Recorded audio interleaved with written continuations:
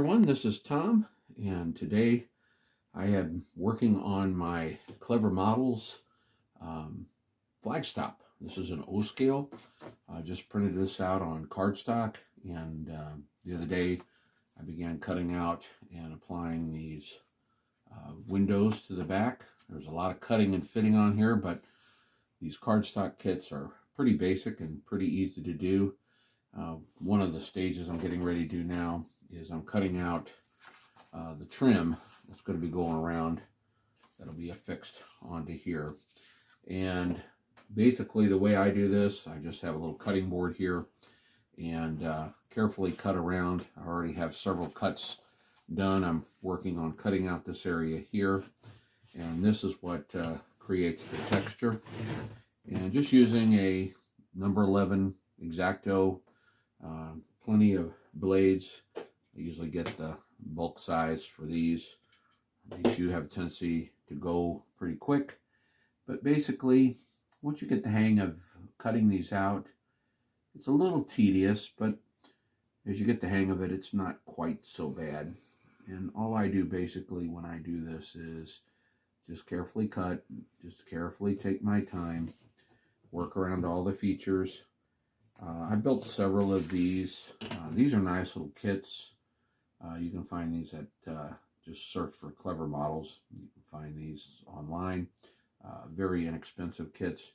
And actually, I use them for background buildings, but these are good foreground buildings as well. They work well for that.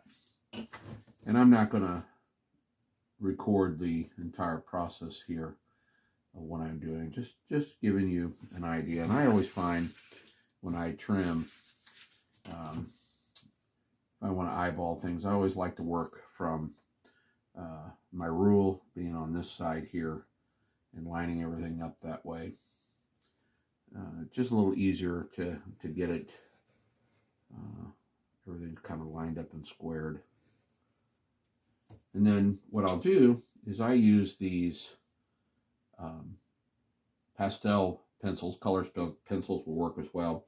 Try to match up the colors the best I can, and then what I'll do when I cut out is, like this one here, I just take and use that to color in the cut marks so that any white that's showing, might be hard to see here in the camera, but you just basically take the edge, and you can use markers as well. I like the pastel chalks just because I have them on hand and they're a little more, you dust them off. Color pencils will work just fine too. And that prevents any of those bright white edges from showing as you cut things out. You can also use a dark gray. A lot of modelers who build these kits will do dark gray.